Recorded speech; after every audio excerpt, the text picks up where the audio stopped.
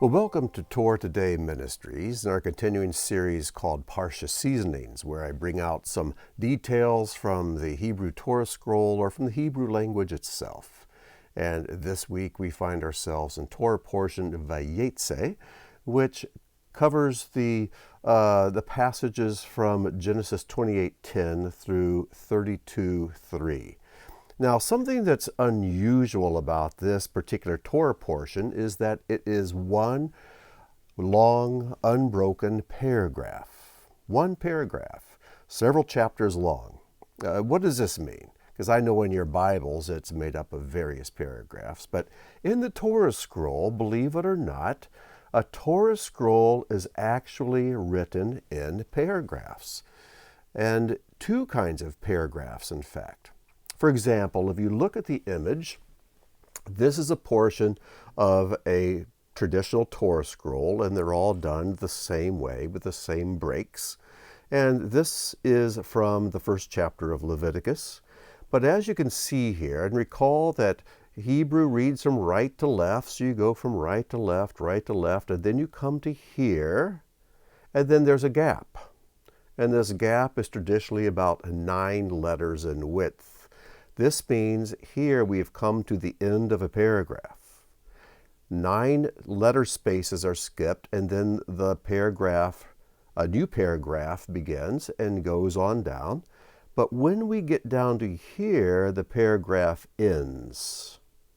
But this time, instead of skipping 9 letter spaces, the next paragraph begins on the next line right here. So what is going on with this? Well, first of all, this paragraph close here is called a closed paragraph.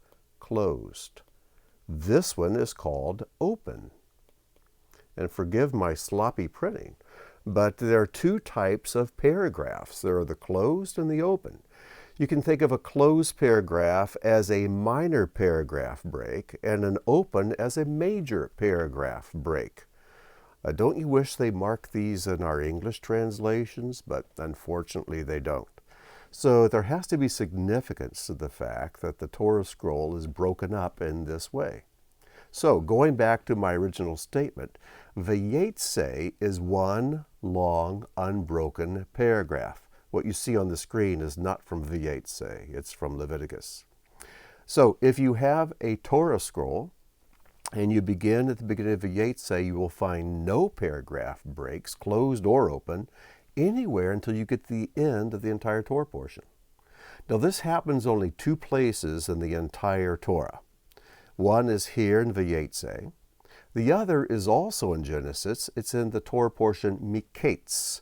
And Miketz is about when Pharaoh has a dream, and Joseph is then called up and interprets the dream for Pharaoh, and you know the story, how he's elevated to a place of leadership, and then later his brothers during the famine come from Canaan down to get food from Egypt. You might wonder, well, why are these 2 Torah portions without paragraph breaks? I don't know. But it is interesting that both Torah portions begin with a dream, and both Torah portions end with a journey.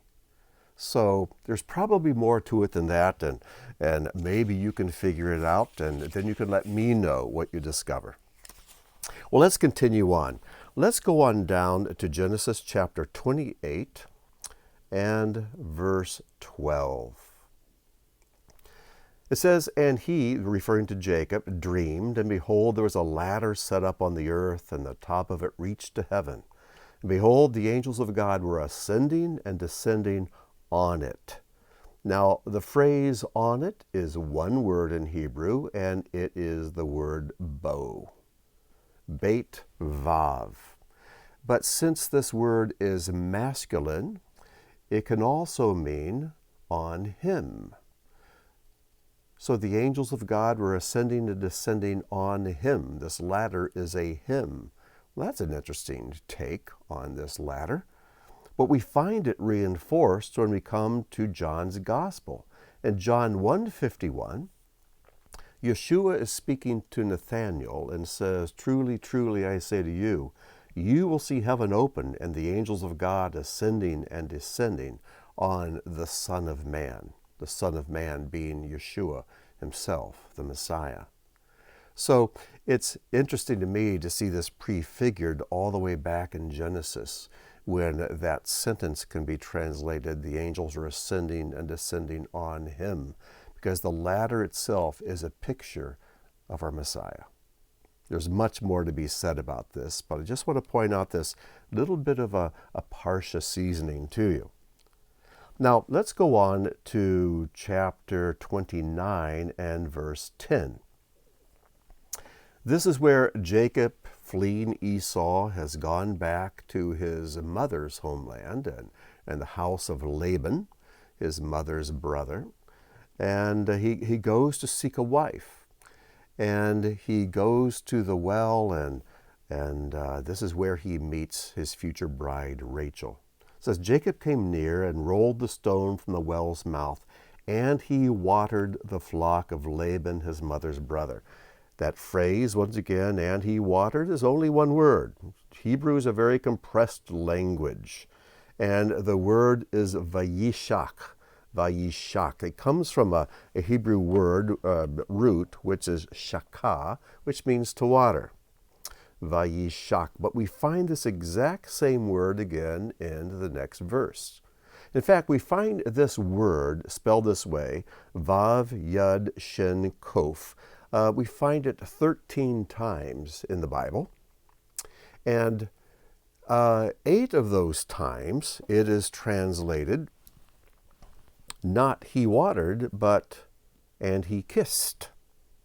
Yep, that word vayishak can mean to water, like watering sheep, or to kiss, like Jacob is about to kiss Rachel in the next verse. Then Jacob kissed Rachel, vayishak. He vayishaked Rachel and wept aloud. Now, this is a beautiful scene from the Torah, but a very soggy one. So we see watering sheep and kissing Rachel and weeping, and there's a lot of watering going on. But the root for the word to kiss is the word nashak. To water is shakah, and to kiss is nashak.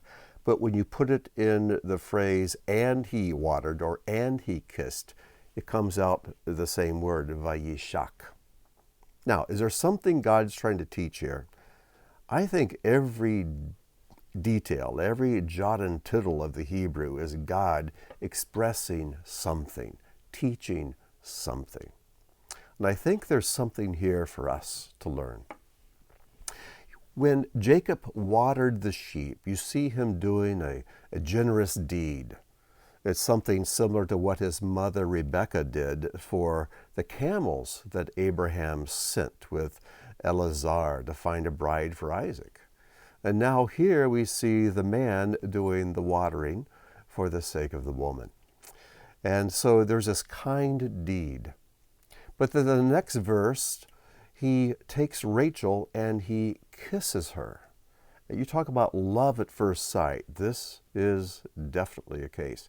In fact, this is the only place in the entire Bible where you see a man kissing a woman.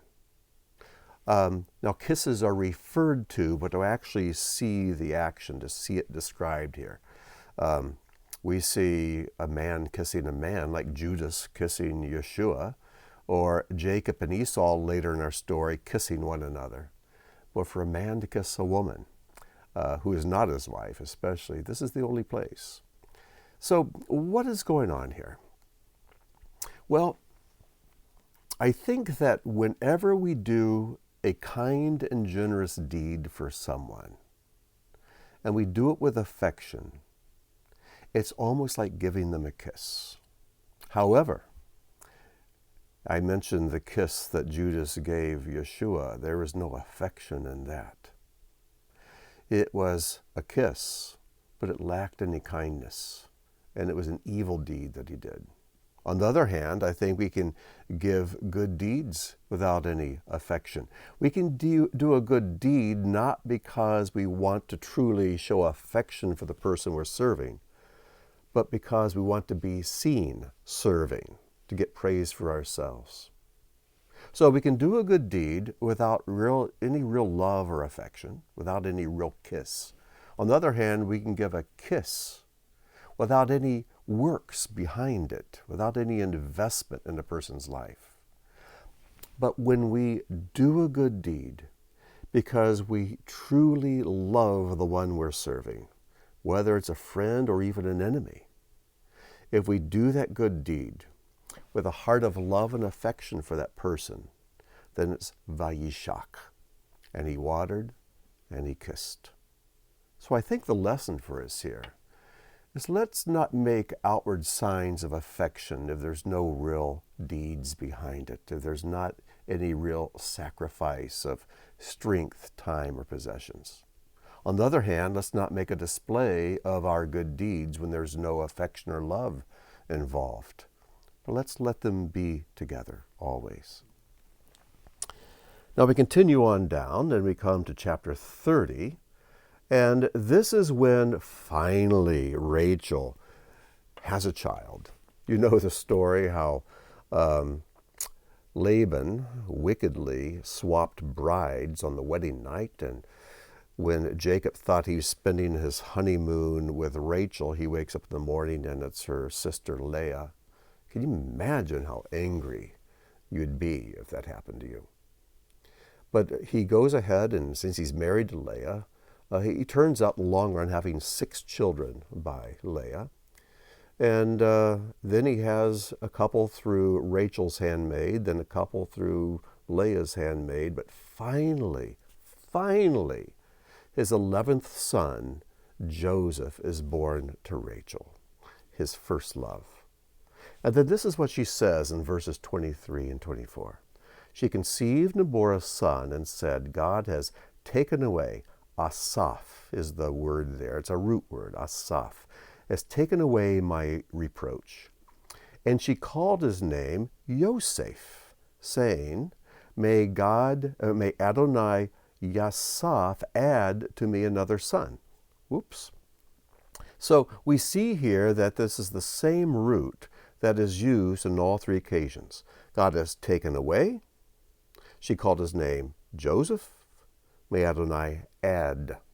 How can the same root be used to take away and to add? Well, it's because to take away and to add are not really good translations of this root. The word asaph really means to gather. When there's a harvest and they gather the grain together, it comes from this same root. So we could translate the verse this way. God has gathered away my reproach. So she called his name Gathering, saying, may Adonai gather to me another son. Now, when we look at it in this way, the words make sense. So we see that the same root here, and here, taken away or gathered away, the root is asaph, aleph, samek, pei. And she called his name Yosef, which is Yud Vav Samek Pei. May Adonai add Yosef, Yud Samek Pei. So you can see the root word appearing in all 3 of these. I find it interesting that Joseph's name was given as a form of a prayer. She called him Joseph because her prayer was, may God gather to me another son. So in Joseph's name, there's a prayer for a brother. And sure enough, Benjamin, son of the right hand, was later born to her. Now, there's no individual in the entire Torah that more closely parallels the life of Yeshua than does Joseph. In fact, in the teachings I've done in the past on the Beth Tikkun website, I've listed 75 or 80 or more parallels between the life of Joseph and the life of Yeshua. There simply is no one else whose life in more details portrays and parallels that of our Messiah. It's an amazing thing. And it's interesting that in Joseph's name, there is the prayer that others would be gathered together. And then Yeshua is named Yeshua. His name means salvation because in Matthew 1, the angel tells Joseph that his name will be Yeshua because he will yeshea his people from their sins. He will save his people from their sins. So even Yeshua's name is given because in it there's a hope and a prayer for others. Now, Joseph's is the only name of all the tribes that contains the letter Samech. That's the middle letter here of Asaph. It's a enclosed letter. There are no gaps in it. There are only two letters that have this distinction. It's Samech and the final mem. When mem is located at the end of a word, it becomes an enclosed loop. But the letter Samech means support. It is a word in its own. And whenever you see the word support, in the Psalms, it talks about how he supports those who are bent down. More times than not, it's going to be the word samach, which means to hold up, to strengthen, and to lift up. And as you go through the story of Joseph, you'll see that he is the one who supported his brothers. When famine hit, they came to Joseph and he supported them. In fact, when you read the story of Joseph, you could say that he was the savior of the world because this was a worldwide famine. And people from all the surrounding countries around Egypt came to Egypt for food, and through Joseph, their lives were supported. And likewise through Yeshua, we find in him our strength and our strong one and our support. Well, one more insight I want to share with you is in chapter 31 and verse 20. And this is just a figure of speech that I've never seen translated literally in an English translation. There's probably one out there somewhere that does. Well, I want to point it out to you because in the literal translation, there's a rich insight. It's when Jacob is preparing to leave or has left Laban, and Laban finds out about it, and he's very upset. And it says in chapter 31, verse 20, and Jacob deceived Laban the Aramean by not telling him that he was fleeing. Now here we have an unusual example where we have one English word that is translated by a couple or three Hebrew words. Here's the phrase. Vayignav Yaakov, there's Jacob's name, et, and this points to the direct object. And who did Jacob ganav? He ganav the lev, there's the word lev, which means heart, of Laban. What it literally means, and he stole, Jacob did, the heart of Laban. And then later in verse 26, Laban asked Jacob, why did you ganav my lev? Why did you steal my heart? And our translators just say, why did you deceive me? Or why did you lie to me? But I find it interesting how the Hebrew expresses the word to deceive, stealing the heart. And think about that for a moment. Did someone ever say something to you, make you a promise, and you believe them, but it turns out it was a lie, and you felt like a part of your heart had been taken? Well, it had, because you'd invested your heart in the truth of the words that you heard. And when those words turned out to be false, you lost a bit of yourself. You lost some of your heart. We need to be very careful that when we promise something, we fulfill it. Let our yes be yes and our no be no. And when we tell someone we're going to do something, follow through and do it. Because stealing is a terrible violation, and it's a terrible sin. But when you lie to someone, when you do not fulfill a promise, you become a thief. Not a thief of physical property, but you're stealing the hearts of others. So let's be careful that we never do that.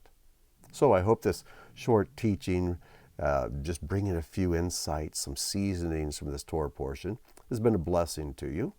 And you may want to go back and re-listen to some things. I stumbled around a bit here. I don't know why, but I've been out of the saddle for a little over a week with a bad cold, so I'm just getting back into the swing of things. So anyways, I hope this has been a blessing to you, and until next time, I wish you shalom, and may God bless.